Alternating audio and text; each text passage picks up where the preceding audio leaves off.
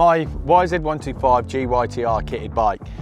I've had it now well over a year and it has not missed a beat. The bike is absolutely spot on. Every time that I start that bike up and jump on the track and ride it, I enjoy it massively.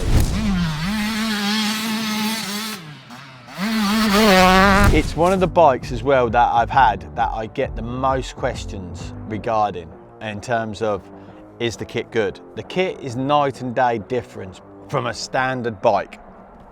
One of the other questions that I get asked is jetting. Now, jetting is a preference, and that's rider's preference, rider's ability, you know, their setup, how they've changed it. After time, we don't know what riders are running, what products they're running on their bike, whether it's standard or whether, you know, I don't know, some tuners tuned it. So it's always a difficult one. And what I normally say is this, is that my lad Fred, he rides. He's got a YZ125, which is 2021.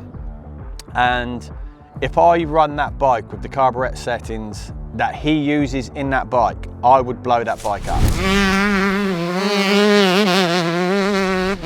For me, with the kit, all I've done is I've just followed the manual, the book. I've gone by the book and the bike has been spot on.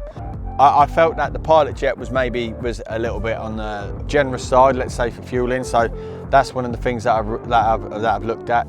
The other thing is gearing. You know, I've done a previous video in terms of what the gearing is, so have a look at that. Still stand by that.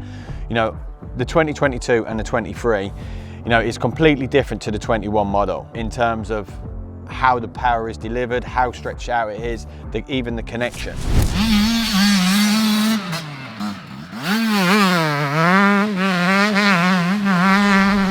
It's like the bike was developed in Holland and they asked for more mid to top.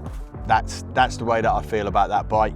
For me, I enjoy riding that bike in that way. I have stated that I did feel that there was a bit of a lag in, you know, with the connection at sometimes. Also as well, regarding on the front forks, the mid-stroke can feel a little bit firm, so you don't really get that sink-in feeling when you come into the turn. Sometimes it holds up, especially over the previous models. But again, like, you know, once you get your head around that in standard form with a few clicks, it's fine. Yes, you can get it revalved and get that feeling, but actually the way that you ride that bike is completely different to the previous ones. You're not so much over the front, you are sort of middle to back.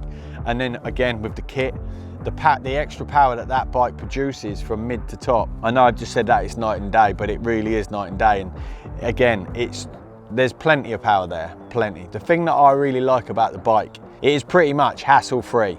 I'm pretty certain that if you get a YZ125 and you get a GYTR kit fitted on that bike, you're going to be a happy kid or a happy man.